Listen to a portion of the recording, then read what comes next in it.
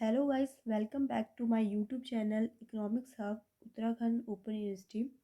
आज जो है हम पढ़ेंगे पार्ट 10, जिसमें हम पढ़ेंगे कि इम्पोर्टेंस ऑफ आपका नेशनल इनकम। जो इवन मैंने फीचर्स बताए नेशनल इनकम के, वही है इसके इम्पोर्टेंस के पॉइंट भी लगभग। बट एक बार पढ़ लेते हैं इसको, टॉपिक को।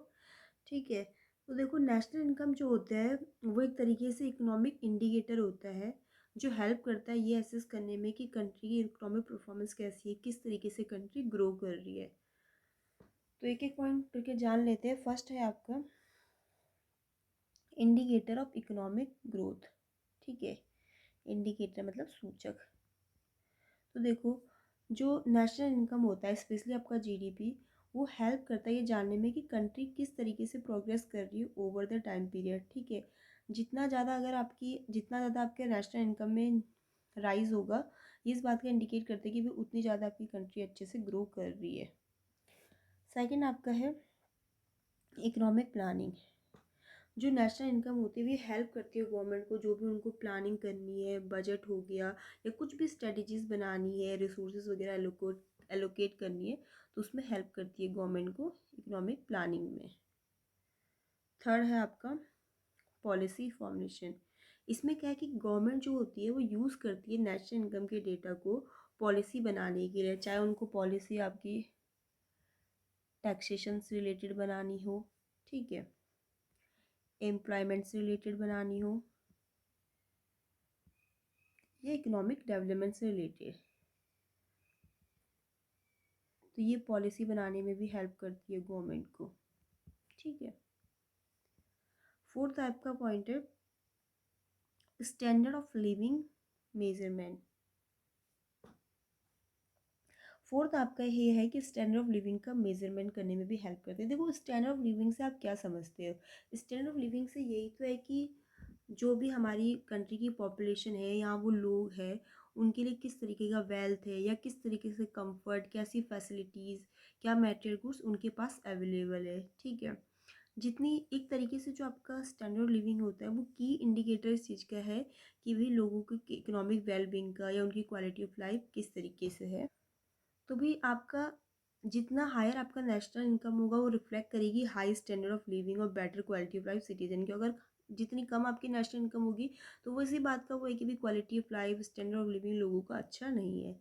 ठीक है, फिर आपका इसमें फिफ्थ पॉइंट है कंपैरिजन ऑफ इकोनॉमिक परफॉर्मेंस। ठीक है, देखो नेशनल इनकम हेल्प करती है कि हम कंपैरिजन कर सकते हैं डिफरेंट कंट्रीज़ के बीच में।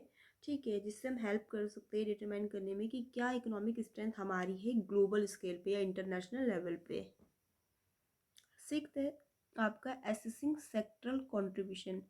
मैंने आपको बताया था कि भाई अगर हमारी इंडियन इकोनॉमी उसमें प्राइमरी, सेकेंडरी, टर्शरी तीन सेक्टर है, तो ये नेशनल इनकम एसेस करती है कि कौन सा सेक्टर कितना कंट्रीब्यूट कर रहा है। ठीक है, डिफरेंट सेक्टर, एग्रीकल्चर से कितना आ रहा है, इंडस्ट्री से कितना आ रहा है, सर्विसेज से कितना आ रहा है इकोनॉमी में। ठीक है, फिर हमें हेल्प करेगी कि भाई हम जान सकेंगे कि कौन सा सेक्टर जीडीपी में कितना कंट्रीब्यूट कर रहा है, किस सेक्टर में इन्वेस्टमेंट की ज़रूरत है, क्या हम पॉलिसीज़ बना सकते हैं इस तरीके से। Seven, employment and unemployment analysis. ठीक है, देखो जितनी ज़्यादा अगर आपकी नेशनल इनकम जितना ग्रो करेगी, जो एक सॉरी ये पॉइंट आपको इधर आएगा,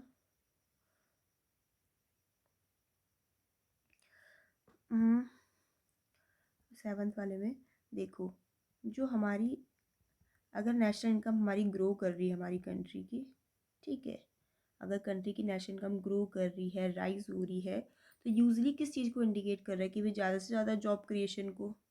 ठीक है, कि ज़्यादा से ज़्यादा नौकरी लोगों के लिए है। ठीक है, वहीं पर अगर ये डिक्लाइन हो रही है तो इस चीज़ का सिग्नल है कि भी अनएम्प्लॉयमेंट। ठीक है, तो नेशनल इनकम से हम एम्प्लॉयमेंट और अनएम्प्लॉयमेंट को एनालिसिस कर सकते हैं। ठीक है, एट्थ आपका पॉइंट इसमें है पब्लिक वेलफेयर। देखो जितनी हायर नेशनल इनकम होगी वो अलाउ करेगी गवर्नमेंट को कि ज़्यादा से ज़्यादा पैसा इन्वेस्ट करे एजुकेशन पे, हेल्थ पे, रोड पे, पब्लिक सर्विसेज पे। अगर उनकी नेशनल इनकम कम होगी तो गवर्नमेंट कैसे पब्लिक वेलफेयर के बारे में सोच सकती है? तो हायर नेशनल इनकम इस चीज़ के लिए हेल्प करेगी कि ज़्यादा से ज़्यादा इंफ्रास्ट्रक्चरल डेवलपमेंट हो, ग्रोथ हो हमारी इकोनॉमी का। ठीक है, और गवर्नमेंट इन्वेस्ट भी कर सकती है इन सब चीज़ों पर। ठीक है, फिर है फॉरेन इन्वेस्टमेंट डिसीजन। देखो, कोई भी इंटरनेशनल इन्वेस्टर्स है, वो हमारी कंट्री में अगर इन्वेस्ट करना चाहते हैं तो उससे पहले नेशनल इनकम को ज़रूर एनालाइज करेंगे, नेशनल इनकम डेटा को, ठीक है, कि इस कंट्री की इकोनॉमी में हमें इन्वेस्ट करना चाहिए कि नहीं करना चाहिए। अगर हमारी नेशनल इनकम अच्छी होगी, हाई होगी, तो उन्हें अट्रैक्ट करेगी इन्वेस्ट करने के लिए, और अगर वो लो होगी तो वो नहीं करेंगे यहाँ पर इन्वेस्ट के। तो फॉरेन इन्वेस्टमेंट डिसीजन के लिए हेल्प करती है इन्वेस्टर्स को, ठीक है। फिर आपका है 10th point, distribution of wealth and income. जो नेशनल इनकम है वो हमें हेल्प करती है ये समझने में कि क्या इनकम इनक्वालिटी है, उसी के अकॉर्डिंग वो पॉलिसीज़ बनाती है ताकि इनक्वालिटीज़ को, जो इतनी डिस्पैरिटीज़ है, इनको हटा सके। किसके through? Taxation, social welfare programme में के थ्रू, ठीक है। तो ये हमारे कुछ इंपॉर्टेंस थे नेशनल इनकम के, जो इवन जो हमने फीचर्स पढ़े थे जस्ट उसी की तरह है, ठीक है। थैंक यू, आज के लिए इतना ही। वीडियो पसंद आई तो लाइक ज़रूर कीजिए, चैनल को शेयर सब्सक्राइब करिए। Thank you.